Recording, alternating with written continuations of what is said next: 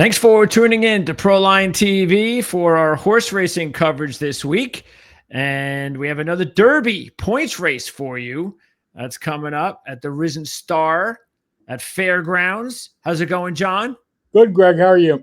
Good. So we're back to the Fairgrounds. And last week we were in Tampa for the Sam F. Davis. So that was another Derby points race. We're going to get into that in just a second. But we're at that time of year, John, now that we're into these 20-point races, we shouldn't be long before we hit the 50-point races. Yeah, I would assume the next round of races are going to be 50 points. So. Citizens Bowl, of course, the overwhelming points leader at this stage, but it's still early.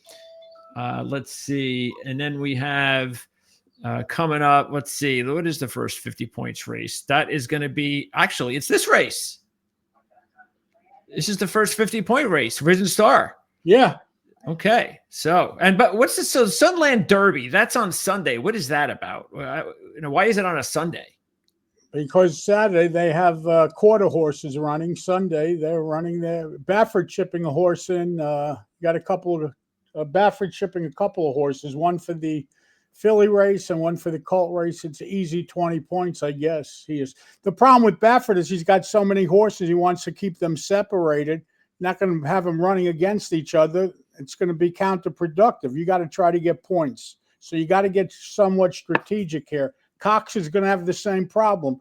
When you have, 3-4 horses that are all legitimate shots, well, you got to keep them separated. They can't all get the same amount of points. So you got to get smart and listen. These guys have been there before, so they know what they're doing. Yeah, these 50-point races, by the way, this is when, those next in line named races come back, and that includes next week with the Rebel. That'll be at Oaklawn.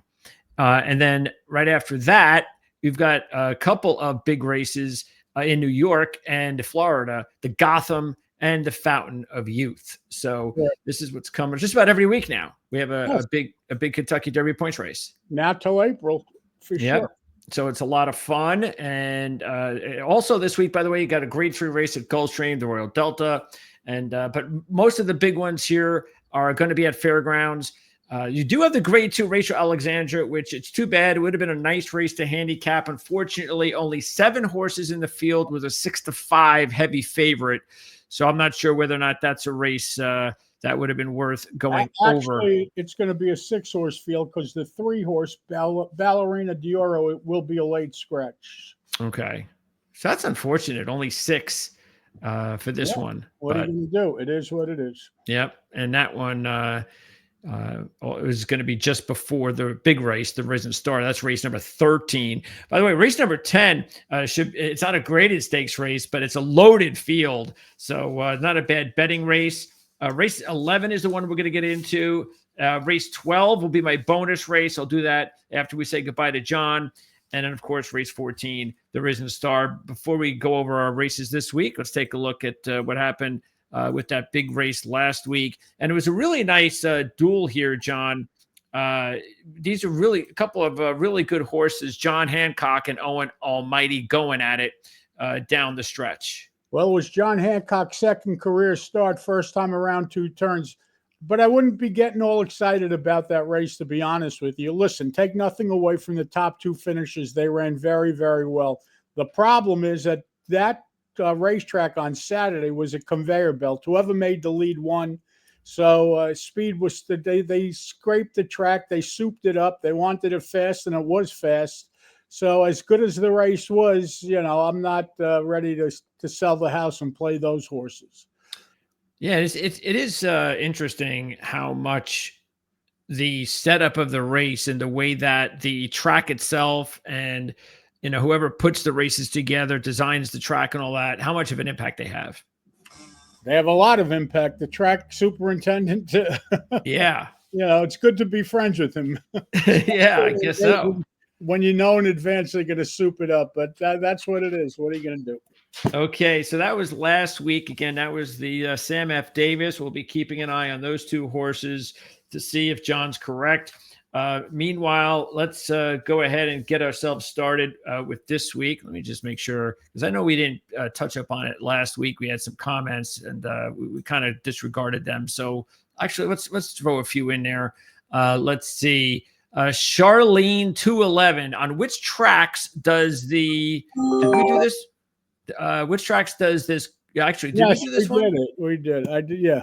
Okay, I should have gotten rid of that one. Okay. What else? Victor Freed, 5913. He's one of our biggest fans, excuse me. He said, "You guys pick winners." Thank you. That's Victor Freed, 5913. Let's see. Anthony Ciavitella, 8279. Great show. Appreciate that. So anyway, just a couple of compliments. That's all. But more than compliments, we want everybody to go out there.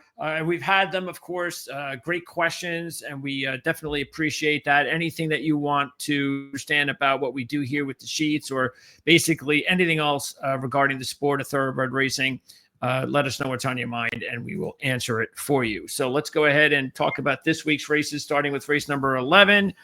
And this is the Grade 3 Mineshaft. $250,000 purse, 4-year-olds should go up about 4-year-olds and up should go off about 6 on Saturday. Now, the big deal here, first of all, there's only one favorite, one morning line favorite. That's the Catching Freedom 5 horse, the 3-to-1 shot. The key here to keep an eye on, John, as you had mentioned to me before the show, is the one Johnny Warrior. He's a 6-to-1 shot coming off an 8 and a 6 in his last 2 races. This is a horse that is entered in 2 races, correct? Yeah, you see, here's the problem. They're expecting rain on Saturday at Fairgrounds. So in advance, if it's crazy rain like they had the last time they ran a race there that we bet, I honestly wouldn't even play, to tell you the truth. But the 12th race is a Grade 3 stakes where Warrior Johnny is also entered. So I have a feeling they're going to run in the 11th race if they stay on the grass.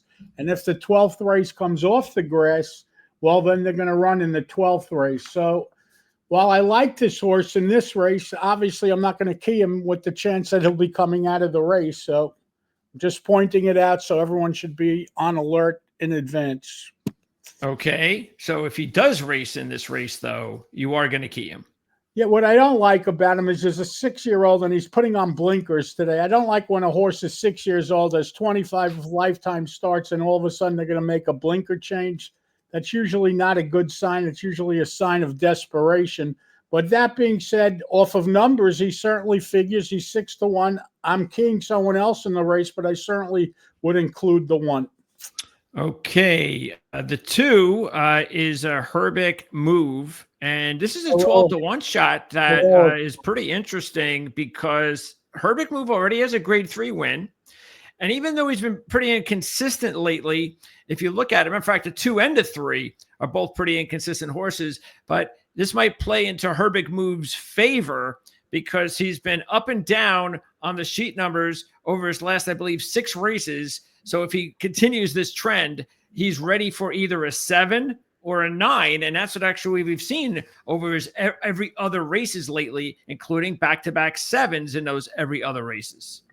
Yeah, I don't really like him. He did that at Zia Park. Well, he does have a race at Keelan, but most of the times he's been running out of town. Diodoro trains him, so Diodoro's always dangerous. Believe it or not, he's only 1 for 9 at the meet there.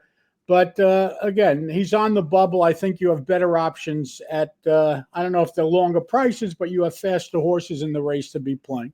Yeah, he seems to, all 3 of those races you mentioned seem to be at those minor league parks. That's the problem. What is that MNR? That's Mountaineer. It's Mountaineer. Okay. In West Virginia. Correct. An LS? Lone Star in Texas. Okay, so number 3, again, another horse that has hit or missed over his last 4 or 5 races, and that is Tuscan Sky, the 9-2 shot. It gets Irad Ortiz Jr. on board for the first time, even though he's had some good riders on in some of the other races. His last race was in December, ran a 15. This is a Pletcher horse at 9-2. What do you think about Tuscan Sky? I don't want him at 9-2. He's going to get overbet because Ortiz is riding him, so you could be sure he'll be a lot shorter than the 9-2. It's Pletcher and it's Ortiz. So whenever they ship in anywhere, they get money. The good thing about him is he is 1-for-1 at fairgrounds. He's 2-for-3 at the distance. But that being said, I don't think he offers much value. Yeah, the thing to keep an eye on too is again, if it is wet, that fairgrounds race was on a sloppy track, and he ran an 8, which was his best race. And he's 2-for-2 on a wet track. But again, the problem is the price. Yeah, so it won't be 9-2 if that happens. Correct. Yeah. So, but anyway, keep in mind, if something weird happens and you can still get somewhere like 9-2, then hey, why not? But probably unlikely, as John said. All right, Hall of Fame is the 4-horse, 4-1 shot. You got Jose Ortiz and Asmussen, so that's an excellent combo. This horse is batting 500 in the win column, 3 out of 6. But he's coming off a 6, which actually might be a bad thing because that is a 5-point new top, and he is coming back in just about that time where, it's on the bubble. It's about 5 weeks since the 6, John. Yeah, and he's 4-1. Listen, there are pluses and minuses like always. The pluses is that he ran the 6 and it was at fairgrounds and it was on a wet track. And he's allowed to get better because he's 4 years old. The problem, though, like you pointed out, it was a 5-point new top and he's 4-1. At 4-1, I'm playing against him. And this is another Ortiz riding for Asmussen. So he's going to take money. This Jose Ortiz is hitting at about 35% there at fairgrounds. He's winning everything, so keep that in mind. Okay, the 5 is Catching Freedom, the morning line favorite, and you've got a Cox-Pratt combo, and this horse did nothing wrong over his first 6-7 races, kept getting better. The numbers slowly, incrementally, 15, 14, 13. Then he had double 9s in March and May, and that included a 9 in the Louisiana Derby win and a 9 in the Kentucky Derby. His last 2 races are 10s, so take that for what you want. But he has a Louisiana Derby win. You've got Cox, you got Pratt, but he's going to be a short price. What about Catching Freedom? That's the problem. He's going to be a short price, but he's got things going for him also here. He's going to be getting LASIX for the first time, so that's big. Okay. And that could certainly move him up. But again, the problem is he's no value, but it is Cox, and you got to respect Cox. He's hitting at 33% there. It's a horse that I'm including, but not one that I'm keying off of. The 6 is Maycox Bay, a 10-1 shot. And Maycox Bay, Ben Curtis is having a nice meet. 2 out of 4 at fairgrounds, 3 out of 7 lifetime. In the last 3 races, let's see, and it's only had 3 races actually in the past 12, 13 months, 11, 9, 11. 2 of those are wins, 2 of those at fairgrounds. Matter of fact, his last 4 races at fairgrounds, but you are getting 10-1. Yeah, I mean, he's similar to other horses in the race. He is 10-1, so that makes him a little interesting, no question about it. And he's done it at fairgrounds, and the trainer's doing well this meet. So at 10-1, anyone that would want to use him, I have no complaints with that. Okay, next up is the 7, and that is Batten Down. Gaffleone Mott combo has a grade 3 win.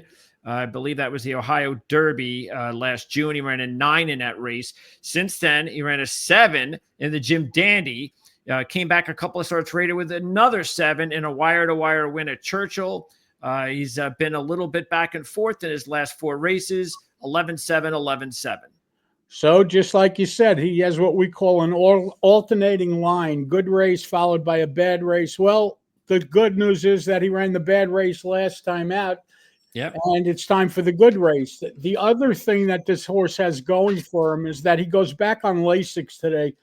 He hasn't been on LASIX for his last 2, 4, 5 races. Now he goes back on LASIX, and he's getting better. He's going to run the 7 or better, and this is my top selection in the race. I like this horse in this spot. All right. So John's going with the 7, Batten Down right now at 4-1. Of course, the thing is, we talked about 9-2 and 4-1 and 3-1, and those prices might even come down. And then you got another 4-1. So one of these horses is going to end up with a decent price. He's going to be the one because they're going to go for the Asmussen and Ortiz and Pletcher and Ortiz and Cox and Pratt before they go for this horse. I think he may slip through the cracks. And then the 8, This is actually You going to used be. this horse. This is your horse last time. This You is hit the exact. yeah. This is the horse. You can't pronounce his name, and or at least I can't. But I do like the direction he's going. Obviously, you look at the numbers there. In his last 7 races, 6 of them are single-digit sheet numbers. He's got a 6 in there at Fairgrounds in November. Follow that up with a runner-up in the Louisiana Grade 3 last month. That was a 9. That was on a wet track too, so keep that in mind. This horse really does not run any bad races, or at least on the form over his last 10 races here. He hasn't won at this distance, but that's okay. He's a young horse. You know, I know he's 5, but he has the lightly raced horse, I should say. Anyway, I'm getting 8-1, and I think he's a pretty decent play. He never does anything wrong, just like you said. If you look at his sheet closely, this is really a pretty good sheet. He ran 7 at last year. Then he bounced to the 14. That 14 was on the grass. Let's throw that race out. Then he comes right back to the 7, and then he runs a 12 without any time off, which he figured to react, and he did. Time off 9, 7, 6. Last time out of 9, he could certainly repeat the 9. He even has a shot to make a forward move. He's a must-use. And by the way, you talk about slipping through the cracks. This horse will not get money. They're just gonna play other horses before they play him. Absolutely. Okay, John. So you've got the 7, and again, if Johnny Warrior is in the race, well, that's why I'm using the 7 over 4 horses, assuming that there's a chance the 1 could scratch. So I'm putting the 7 on top of batting down on top of the 1 Warrior Johnny, the 5 Catching Freedom, the 6 Maycox Bay, and the 8 Cocambrino Almeida, whatever the hell his name is. 7 over the 1, 5, 6, 8.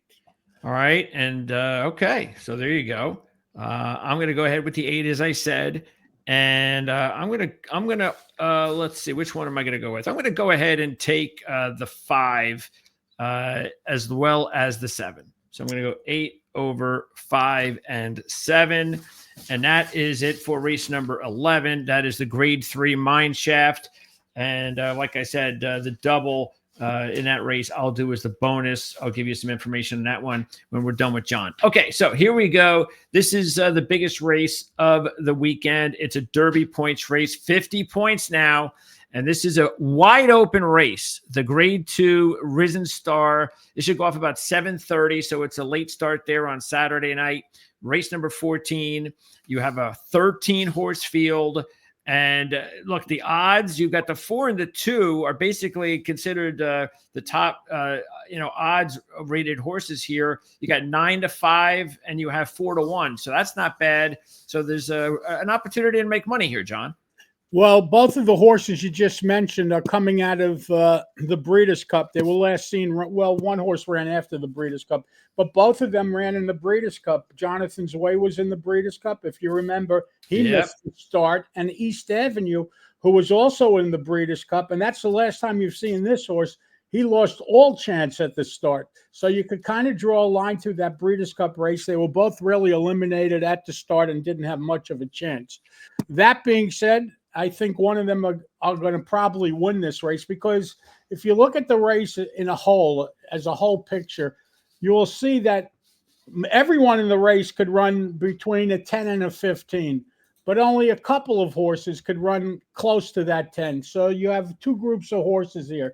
You have a real fast group that could run in the vicinity of a 10, and then you have the rest of the field that could run around a 15. So, that's the way it goes, but let's do it. Okay. The 1, this is a Lucas horse. Boy, Lucas gets these horses. He runs the hell out of them. Well, he's old, I guess. He don't want to take any chances, and he just wants them to run. Hey, as many times as I can get an opportunity to, I got to get a win. I got to break the maiden. It took him 6 races to break the maiden. Then he comes right away with a Grade 3 race, runs a 15, which was actually his best number.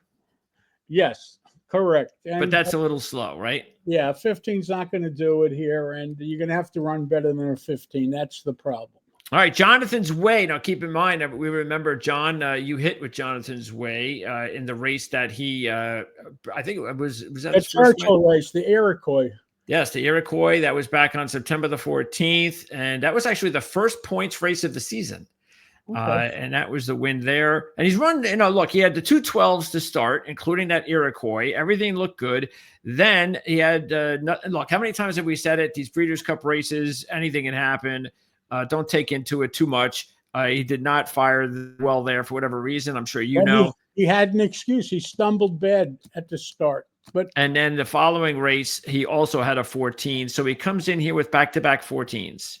Yeah. Listen, the line, if you look at it quick, it looks strong, but it's not so strong because his first 2 races were 12s, and then he ran 2 14s off of those 12s. So, and not only that, the last 2 races were around 2 turns. The second race of his life at a mile at Churchill, that's 1 turn. So maybe distance is a question, similar to Furiously, who we saw the other week. That also we thought would be better around 1 turn, and they stretched him out, and he didn't run well.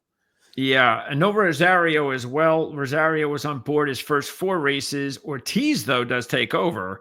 As we just mentioned, Ortiz is having a very strong meet. Yeah. So, okay, to 3. By the way, what's up with Rosario? Do you know? He's probably I think he's somewhere else. He's obviously at another track.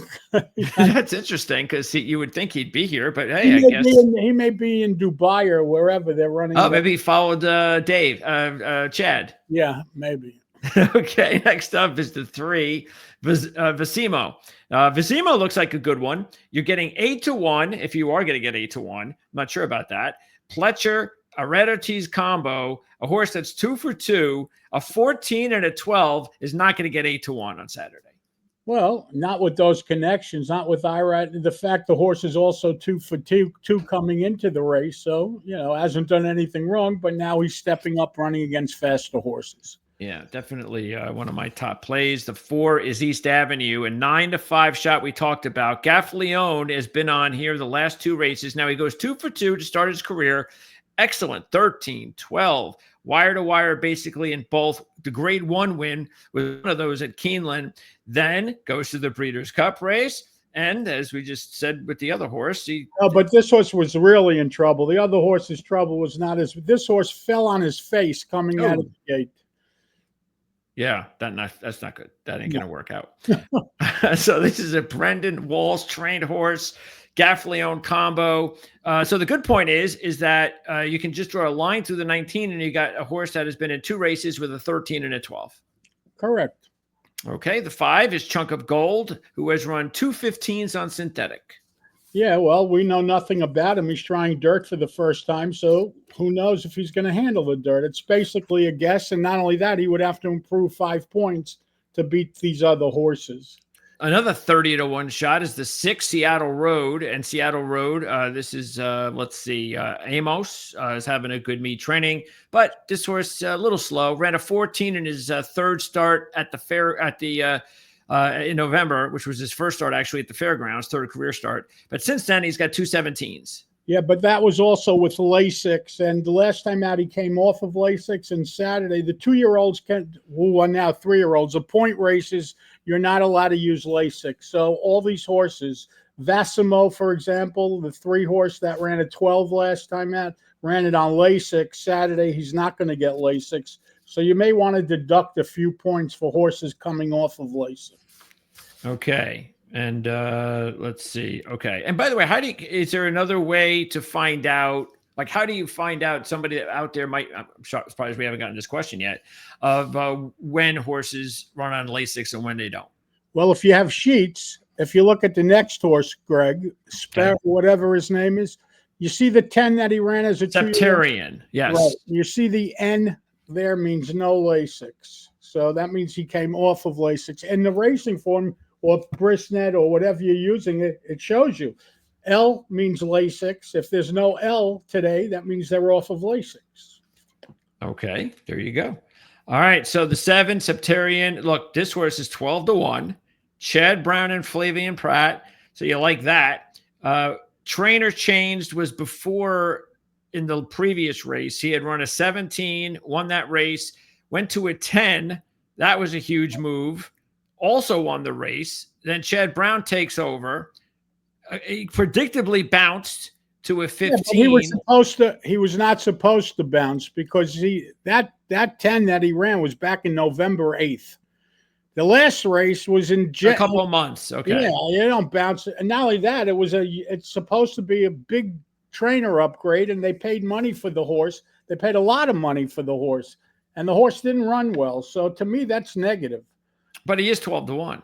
Yeah, okay, but he'll never be 12-1 Chad Brown and Flavian Pratt. So That's true. get that idea. Yeah, that's true. Okay. Next up, let's go with the 8, a 20-1 shot, Giacoso. And Giacoso, unfortunately, his rider and trainer combo not doing particularly well this meet. And this horse has not run well or fast either. He's got 14s and 15s. Yeah, but he's making his first start as a 3-year-old. So listen, his turf and dirt races in line. He's got 2 races on the dirt. The rest of them are on the turf. He's coming off of a layoff. Obviously, he would have to improve. At this point, he's not good enough. The 9 is Built. And we talked about Built. We did the Lecomte. And Built wound up finishing second to Disco Time. And that was a really close race. He ran a 15 in that race. And that one was a bounce because he had just run under a month and he had coming off an 8 new point top in the race in December. So he ran a 15 in his last race, both of them at Fairgrounds. Yeah, he could make a forward move. Listen, he went off 2-1 last time out against basically the same field in the Lecomte. Yeah, before that, he won 2 in a row. He's okay. All he's got to do is make a forward move. Question is he as good as East Avenue? I don't think so. Oh, okay. And then we have Render Judgment, the 10 horse. We have Brian Hernandez having a very good meet. And unfortunately, the horse has run 3 straight 16s. Yeah, he's too slow. The 11 is Jolly Sumarai. And also running too slow. Lots of 16s and a 19 in his last time out. Well, that's what we were talking about early. We thought that there would be a group of horses that could run 15, 16s, and this is another one of them. The 12 is Vamos Carlitos. Giroux, having a very good meet, is on board. Last time he was on board, he got a win with the horse. Churchill running a 15. He's come back with another 15 after this horse was claimed in that race. So unfortunately, he did not do anything. Came back with another 15. At least Giroux's back on board. And he's coming off of LASIK, so keep that. That's bad too. And Magnitude is the 13 to 12-1 shot that does have 2 13s. That was the end of last year. This year in that Grade 3 Lecomte, which quite a number of horses in this race have raced in, he ran a 16. But the 16 was in the slop. So if you cover the 16 because it was the slop, well, then you see 13-13 at the end of last year. I actually loved this horse the last time he ran. You know, again, if the racetrack comes up sloppy, I probably don't want to use him. But if the rain stays away, I certainly would use him. He's going to be a big price. The problem is he's got to overcome that post. But my top selection is going to be the 4 East Avenue. East Avenue is my top pick. I would use him in exactas with the 3 Vasimo, the 8 Giacoso small because he's going to be 50-1. The 9 Built and the 13 Magnitude. 4 over 3, 8, 9, 13. 4 over 3, 8, 9, 13. I want to bet against the 2 Jonathan's Way. I think he's going to be short, and I'm not sure he wants to go this far. So there it is, 4 over 3, 8, 9, and 13. All right, and I'm going to go with the 9. I'm going with Built. Built would be my top choice over the 3, the 4, and the 7. And that is 7. it. Oh, you came in with the 7. Okay. Yeah, the Septarian, the Chad Brown, Flavian Pratt deal. All right, so there you go. That's the Risen Star, 50 points. John, appreciate it, and we'll talk again next week. 1 second. When our races to choose from are going to be... I would say we're probably going to Oakland next week. Isn't that the... 100%. Right. That's the Rebel. That's Oakland next week. 3 graded stakes races. By the way, next week is the Saudi Cup. Good.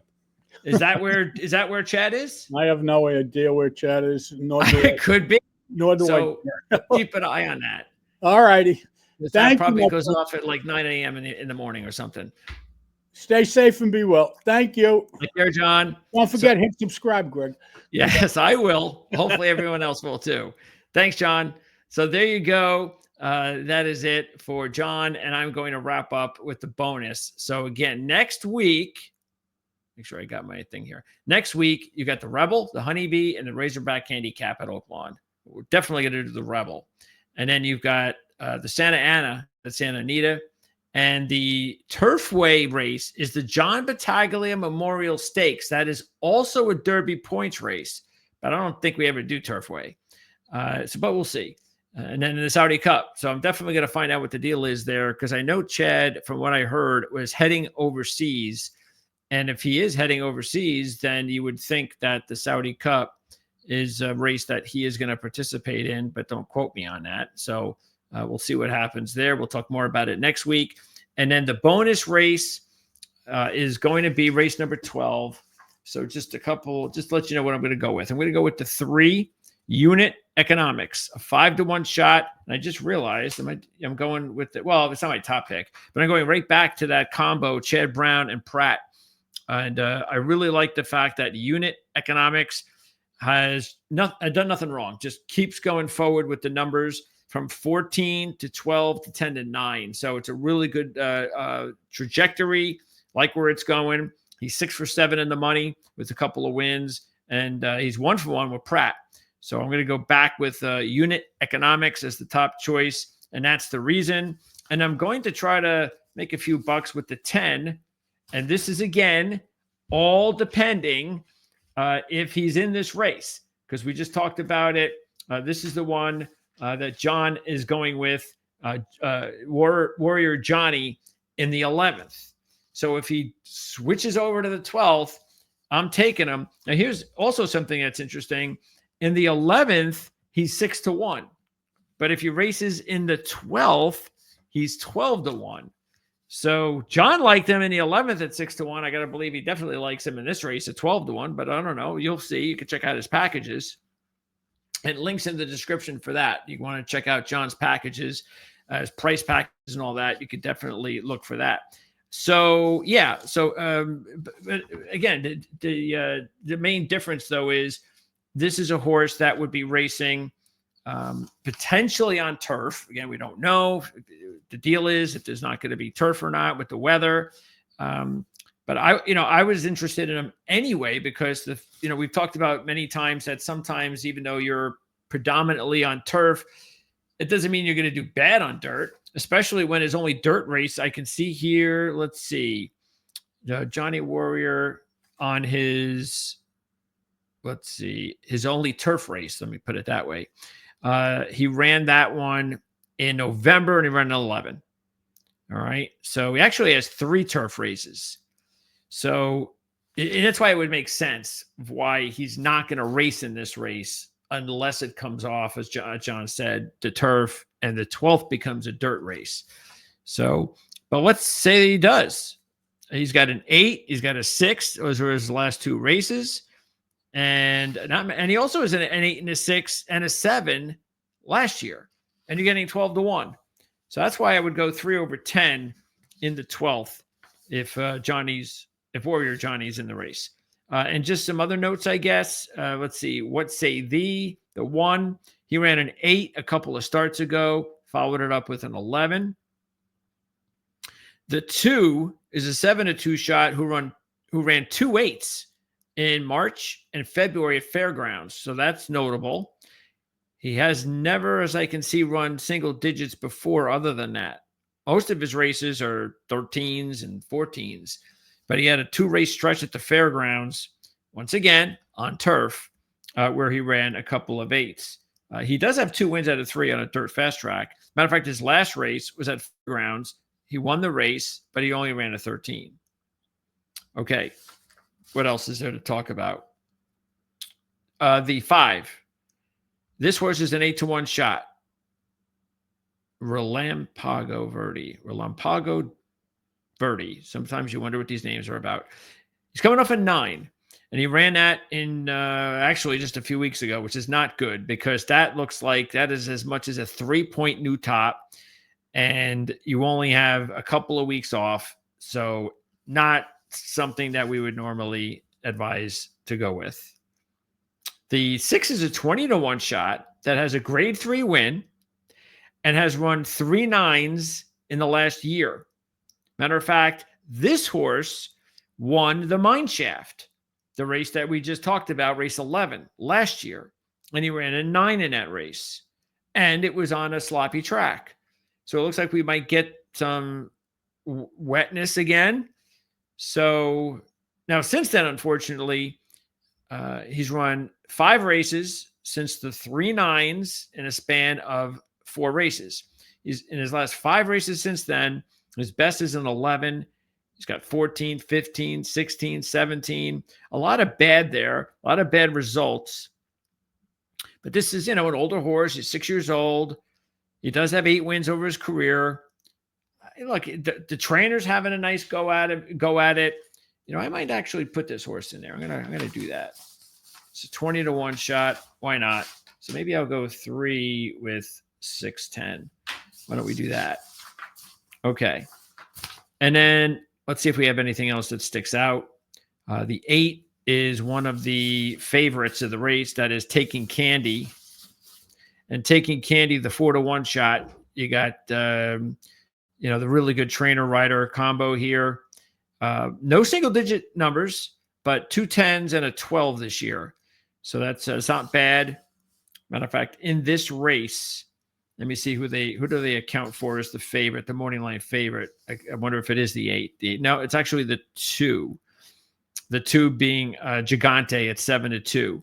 And again, he's got the 2 8s, but Taking Candy has never had a single digit, but it's just about the same odds at 4-1.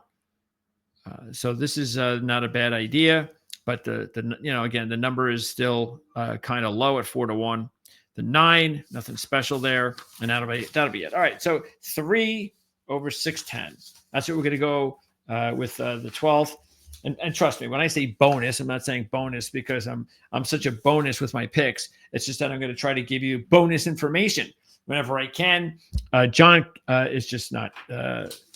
We're not going to have John giving a whole lot of bonus races because it's unfair over the course of time for the people who pay for his packages.